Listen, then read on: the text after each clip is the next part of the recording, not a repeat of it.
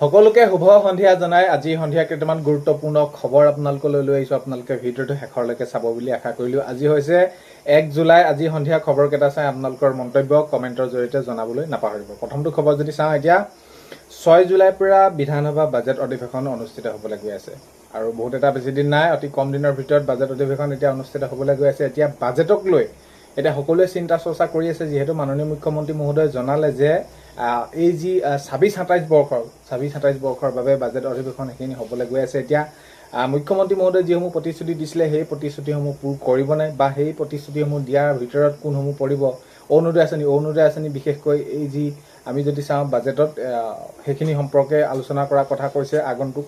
তো এই বিষয়খিনি আচলতে গুৰু দক্ষিণা, প্ৰাদেশিকৰণ, আত্মনিৰ্ভৰশীল আঁচনি, নতুন নিযুক্তি, তো এই যি শিক্ষা বিভাগৰ পৰা আৰম্ভ কৰি স্বাস্থ্য বিভাগ, নতুন নিযুক্তি, তো কোনসমূহ বিষয় পৰিব এতিয়া সেইখিনিক লৈ এতিয়া সকলোৱে উৎকণ্ঠাৰে ৰৈ আছে। আৰু বিশেষকৈ যদি আমি চাওঁ আৰু এটা বিষয় যে অংগনবাড়ী কৰ্মী সহায়িকাসকলৰ এককালীনটো কি হ'ব কি নহ'ব, ইয়াক লৈ বহুত বেছি চিন্তা চৰ্চা কৰি থকা হৈছে। তো আগন্তুক সময়ত দেখা যাব, যিহেতু মাননীয় মুখ্যমন্ত্ৰী মহোদয়ে এইখিনি মন্তব্য কৰি কৈছে যে আমি যিসমূহ প্ৰতিশ্ৰুতি দিছিলোঁ সকলোখিনি আমি পূৰ কৰিবলৈ চেষ্টা কৰিম।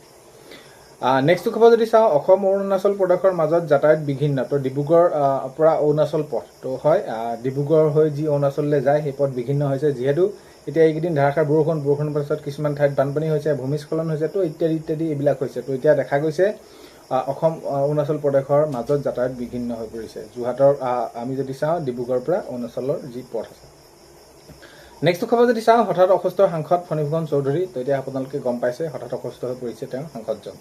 নেক্সট খবৰ যদি চাওঁ, মোক মিয়া লিডাৰ বনাই দিলে। অখিল গগৈ ডাঙৰীয়া এতিয়া মন্তব্য এইটো কৰিছে যে মোকতো মিয়া লিডাৰ বনাই দিলে, চুমাবা দিলে, মই ইয়াত বহুত বেছি এইখিনিক লৈ মাথা মৰা নাই। এতিয়াতো শিৱসাগৰতো আমি যদি চাওঁ মিয়া কেইটা আছে, মিয়াই জিকালে নিম। তো এই এনেকুৱা ধৰণৰ প্ৰশ্ন উত্থাপন কৰিছে চৰকাৰক, আৰু এইটো কথা কৈছে যে যদি কিবা কাৰণত কোনোবাই ক'ৰবাত দুৰ্নীতি কৰিছে সেইখিনি মোৰ হোৱাটছআপ নম্বৰত দিব আৰু মই সেইখিনি যি কোনো উপায়েৰে মই সেইখিনি ব্যৱস্থা গ্ৰহণ কৰিবলৈ চেষ্টা কৰিম। মুঠৰ ওপৰত এইখিনি এহেঁতক আৰু সুদাই নেৰোঁ এইখিনিক লৈ, কাৰণ কেলৈ বহুত তেওঁলোকে সেইখিনিক ঠগিছে ৰাইজক, আৰু ৰাইজৰ হৈ কাম কৰিম বুলি তেওঁলোকে সেইখিনি প্ৰতিশ্ৰুতি দিছে, কিন্তু ৰাইজৰ হৈ কাম কৰা নাই। তো এনেকুৱা ধৰণৰ বিভিন্ন মন্তব্য আগবঢ়োৱা দেখা গৈছে। নেক্সট খবৰ সেয়া মই কৈছোঁ যে আগন্তুক যিহেতু এতিয়া বাজেট অধিৱেশন অনুষ্ঠিত হ'বলৈ গৈ আছে, এতিয়া অৰুণোদয় সকলোকে দিব লাগে। তো এই বিষয়টো মই উত্থাপন কৰা মানুহ একমাত্ৰ অখিল গগৈ ডাঙৰীয়াই এইটো মন্তব্য কৰিছে।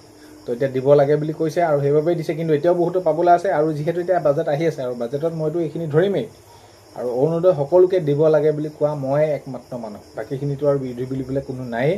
কাৰণ কেলৈ নিমাত চব, আৰু মই যি কৰিব লগা আছে কৰিম। মুঠৰ ওপৰত এতিয়া বাজেট আহি আছে, এইখিনিক লৈ মই সেইখিনি কি কৰিম, মই উত্থাপন কৰিম সেইখিনি। এতিয়া অৰুণোদয় আঁচনি যদি আমি প্ৰসংগটো সেইখিনি চাওঁ, যে বাজেটত আলোচনা কৰাৰ কথা মাননীয় মুখ্যমন্ত্ৰী মহোদয়ে কৈছে, যিহেতু এতিয়া অৰুণোদয় আঁচনি বৃদ্ধি কৰাৰ প্ৰসংগ আহি পৰিছে। বহুতে কৈ আছে যে এইবাৰ 3000কৈ দিব, 3000কৈ নিদিয়ে। এইখিনি আপোনালোকক মই স্পষ্টকৈ এইটোৱে কৈছোঁ, আপোনালোকে সেইখিনি কথা মনত ৰাখিব।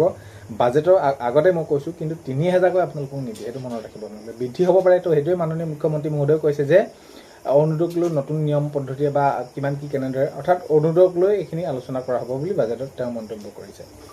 নেক্সট খবৰ যদি চাওঁ, স্কুলৰ ইউনিফৰ্ম দিয়াক লৈ মন্তব্য। এতিয়া ৰণোজ পেগু ডাঙৰীয়াই স্কুলৰ ইউনিফৰ্ম, ছাত্ৰ ছাত্ৰীসকলক স্কুলৰ ইউনিফৰ্ম দিয়াক লৈ, সাজ পোছাক দিয়াক লৈ তেওঁ মন্তব্য কৰিছে তেওঁ। আৰু বহুত ভাগে কৈছে বাজেট নাই, কিবা নাই, যি সাজ পোছাক দিয়া হৈছে তাত অলপমান বিসংগতি হৈছে, ভাল কাপোৰ নহয়, ইত্যাদি। এইখিনিক লৈ আমি জানো, আমি সেইখিনি সুচাৰুৰূপে কৰি যাম। নেক্সট খবৰ যদি চাওঁ, দৌৰাই হোৱা ব্যৱসায়ীক আটক কৰিছে আবকাৰী বিভাগে। তো এতিয়া আবকাৰী বিভাগে আমি যদি চাওঁ, ৰাজ্যৰ চাৰিওফালে আবকাৰী বিভাগে এই সুৰাৰ অবৈধ যিসকলে কৰি আছে তেওঁলোকক সেইখিনি কি কৰা হৈছে, ধৰিছে। যিহেতু চৰকাৰৰ ফালৰ পৰা নিৰ্দেশ আহিছে যে এই যি অবৈধভাৱে যিসকলে তেনেদৰে এইখিনি ব্যৱসায় কৰিছে তেওঁলোকক সেইখিনি কি কৰিব লাগে, ধৰিব লাগে, দোষী শাস্তি দিব লাগে। নেক্সট খবৰ যদি চাওঁ, পেঞ্চনৰ খবৰ। মাননীয় মুখ্যমন্ত্ৰী মহোদয়ে যিহেতু জনাইছে, কৰ্মচাৰীজন যেতিয়া নেকি অৱসৰ গ্ৰহণ কৰাৰ পাছত তেওঁ নিজৰ প্ৰাপ্য আৰু অধিকাৰখিনি পাবৰ বাবে বহুত তেওঁলোকে হাবাথিৰি খাই থাকিব লাগে। তো এনেকুৱা ধৰণৰ নহ'ব। যি বিষয়া কৰ্মচাৰীয়ে এই কাৰ্যৰ লগত জড়িত হৈ থাকিব, কিন্তু যদি সময়মতে তেওঁলোকক পেঞ্চন আদায় নিদিয়ে, তেনেহ'লে কি কৰিব, এই যি ব্যৱস্থা বা তেওঁলোকৰ দৰমহা কৰ্তন পৰ্যন্ত হ'ব পাৰে। নেক্সট খবৰ যদি চাওঁ, গুৱাহাটী মহানগৰীত 13 লাখ টকাৰ জাল নোট জব্দ, 3জনক আটক কৰা হৈছে। তো এতিয়া আমি যদি চাওঁ, তো এই এনেকুৱা ধৰণৰ খবৰবিলাক বহুত বেছি আহি আছে, চোৰ ডকাইত, জাল নোট। তো এইবিলাক এতিয়া গুৱাহাটীত দেখা গৈছে শেহতীয়াকৈ, এতিয়া মহানগৰীত 13 লাখ টকাৰ জাল নোট এইখিনি জব্দ কৰিছে আৰু 3জনক আটক কৰিছে। নেক্সট খবৰ যদি চাওঁ 6 জনগোষ্ঠীৰ জনজাতিকৰণ বিজেপিৰ এটা ললিপপ বুলি আখ্যা কৰিছে লুৰিণজ্যোতি গগৈ ডাঙৰীয়াই। লুৰিণজ্যোতি গগৈ ডাঙৰীয়াই কৈছে যে নিৰ্বাচনৰ ললিপপ, বাকী আৰু কি ক'ব লগা আছে মই সেইখিনি বিশেষ নকওঁ, ৰাইজে সকলো জানিছে। মুঠৰ ওপৰত 6 জনগোষ্ঠীৰ জনজাতিকৰণৰ বিজেপি হৈছে ললিপপ আখ্যা দিছে লুৰিণজ্যোতি গগৈ ডাঙৰীয়াই। নেক্সট খবৰ যদি চাওঁ দেৰগাঁৱত মধ্যাহ্ন ভোজনৰ চাউল চুৰি কৰি হাতলতে ধৰা পৰিল প্ৰধান শিক্ষক। তো এই এনেকুৱা ধৰণৰ কণ শিশুসকলে যিবোৰ চাউল আহে তেওঁলোকৰ দুপৰীয়া আহাৰৰ বাবে, তো এইবিলাক কৰিব নালাগে। প্ৰকৃততে এজন শিক্ষাগুৰু হৈ পিনি এই এনেকুৱা ধৰণৰ কাৰ্যত জড়িত হ'লে আৰু কি তেওঁ সেইখিনি ছাত্ৰ ছাত্ৰীক শিক্ষা দিব। তো এই এনেকুৱা ধৰণৰ যিবিলাক কাৰ্যত জড়িত হয় তেওঁলোকক উচিত ব্যৱস্থা গ্ৰহণ কৰিছে প্ৰশাসনে। তো এতিয়া এনেকুৱা ধৰণৰ খবৰবিলাকে বহুত বেছি সমাজৰ বাবে বেয়া বাৰ্তা দিয়ে। নেক্সট খবৰ যদি চাওঁ ধেমাজি বান বিধ্বস্ত এলেকা পৰিদৰ্শন কেন্দ্ৰীয় মন্ত্ৰী শিৱৰাজ সিং চৌহানৰ। তো এতিয়া হয় ধেমাজি বান বিধ্বস্ত এলেকা পৰিদৰ্শন কৰিছে কেন্দ্ৰীয় মন্ত্ৰী শিৱৰাজ সিং চৌহানে। তো আজি সন্ধিয়াৰ 1 জুলাইৰ খবৰ এইকেইটা আপোনালোকক জনালোঁ। ভিডিঅ'টো আপোনালোকে শেষলৈকে চোৱাৰ বাবে বহুতেই বেছি ধন্যবাদ। এইখিনিতে আপোনালোকক এটা অনুৰোধ কৰিম, চেনেলটোলৈ যদি আপোনালোক নতুনকৈ আহিছে চেনেলটো ছাবস্ক্ৰাইব কৰাৰ লগতে কাষত থকা বেল আইকনটো প্ৰেছ কৰি অল কৰি থ'ব, যাতে নতুন এটা ভিডিঅ' দিয়াৰ লগে লগে আপোনালোকে আগতীয়াকৈ চাবলৈ পায়। আজিলৈ মানে অন্য এটা ভিডিঅ'তে লগ পোৱা হয়। বাই।